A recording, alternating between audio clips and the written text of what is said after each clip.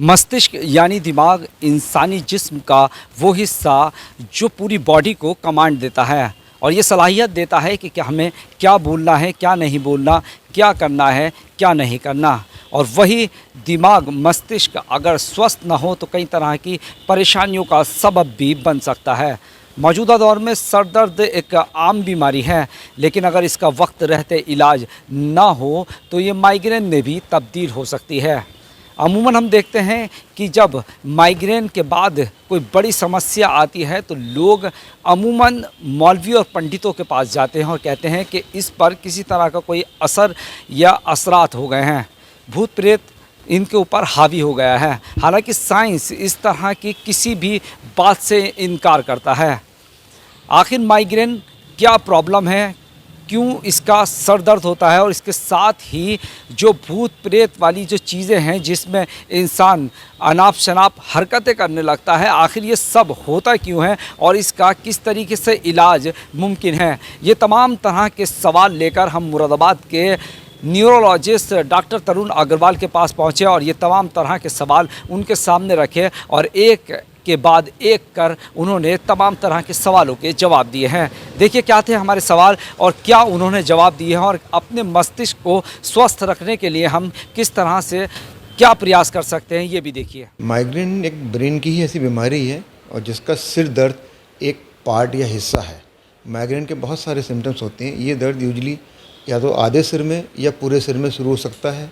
इसके साथ उल्टी महसूस हो सकती है, उल्टियाँ लग सकती हैं, आवाज़ और रोशनी बहुत बुरी लगती है। मरीज का मन करता है चुपचाप अंधेरे कमरे में लेट जाए, कि इससे बात ना करे। ये दर्द 2 घंटे से लेकर 72 घंटे तक रह सकता है। इस दर्द से बचने के लिए कुछ सावधानियों की ज़रूरी होती है, जैसे मरीज को बहुत तेज़ धूप में ना निकले या फिर छत्ता या स्पेक्स का इस्तेमाल करे और नींद पूरी लें, बहुत शोर शराबा, डिस्को लाइट और तनाव से मुक्त रहे।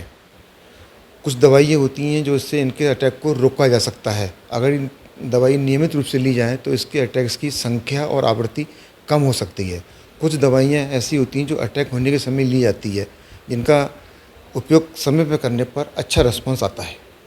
जैसे कि माइग्रेन प्रॉब्लम बताई सर, ये वजह क्या रहती है इसकी शुरुआत में? इसकी जो वजह होती है मेनली नसों के सिकुड़न फैलाव के कारण से ये दर्द होता है। जैसे जो आर्टरीज होती हैं ब्रेन के अंदर, वो रासायनिक परिवर्तनों के कारण से पहले सिकुड़ती हैं, फिर बाद में तेज़ी से फैलती हैं। इसीलिए कुछ माइग्रेन के पेशेंट में माइग्रेन शुरू होने से पहले उन्हें कुछ एहसास हो जाता है कि उनके दर्द होने वाला है। जैसे आँखों के सिम्टम्स आ जाते हैं, आँखों के सामने लाइनें आना, रोशनी आना या अंधेरा सा प्रतीत होना, तो इससे ये एहसास होता है कि मुसीबत आने वाली है।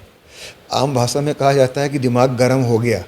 गर्म का मतलब ये है कि यहाँ निश्चित रूप से जब इतना ज़्यादा समर होता है तो सारी ब्रेन के फंक्शंस में प्रॉब्लम आती है और एक्साइटेड फॉर्म में रहता है और नर्व्स के कंडक्शंस बहुत ज़्यादा होती हैं। इससे जरा सी बात भी आपको स्टिमुलेट कर सकती है। इससे बचाव के लिए क्या करना चाहिए? इससे बचाव के लिए अपने आप को थोड़ा सा कूल डाउन रखना चाहिए, थोड़ा सा नियमित रूप से योगा करना चाहिए, प्राणायाम करना चाहिए, डायरेक्ट धूप, तेज़ सनलाइट से बचना चाहिए। देखिए, इसको देवी आपदा, भूत प्रेत का असर या ऊपरी असर ये मानना गलत है, क्योंकि आज साइंस के युग में ऐसा कुछ नहीं है। सारी रिसर्च वगैरह हो चुकी है, सबको पता है। ये भी जो भी प्रॉब्लम आती है, दिमाग के अंदर कुछ मैसेंजर्स होते हैं या केमिकल्स होते हैं, रासायनिक तत्व होते हैं, जिनका संतुलन बिगड़ने से ही ये प्रॉब्लम आती है। इसमें मरीज उल्टा सीधा बोलना, ज़्यादा बोलना, बहकी बातें करना, गाली गलौज या मार पिटाई भी कर सकता है, उसकी नींद भी गायब हो सकती है। तो इसका संबंध ऊपरी हवा से नहीं है। अगर इसका संबंध ऊपरी हवा से होता तो दवाई से कोई भी मरीज़ ठीक नहीं होता। अगर वक्त से इसका इलाज करा जाए तो 100 में से 90% मरीज ठीक हो जाते हैं। क्या किस तरह से इसकी शुरुआत रहती है, सिम्टम क्या होते हैं इस तरह की बीमारी के? किसी बात का दिमाग में बहुत ज़्यादा तनाव होना, टेंशन रहना, बहुत ज़्यादा लंबे समय तक उदासी रहना, कुछ अचानक परिस्थितियाँ इस तरह की हो जाना कि बहुत ज़्यादा दुख हो, उस दुख को वो सहन ना कर पाए, ये इसके उत्प्रेरक फीचर्स रहते हैं। प्रिकॉशंस ये है कि अगर किसी भी तरह के सिम्टम्स आ रहे हैं, मान लीजिए कई दिन से नींद नहीं आ रही है, मन बहुत उदास रह रहा है या कुछ उल्टा सीधा बोलना शुरू कर दिया है, तो डॉक्टर से तुरंत संपर्क करना चाहिए। और बचाव के लिए आदमी अपने पास जितना कम से कम टेंशन रखे उतना ही अच्छा है। नहीं, ऐसे में क्या होता है, ब्रेन की एक्साइटेबिलिटी बढ़ जाती है। तो ब्रेन की एक्साइटेबिलिटी बढ़ने से उसकी पावर बढ़ जाती है। तो इस कारण से जो भी एक्शन होता है वो काफ़ी स्ट्रॉन्ग हो जाता है।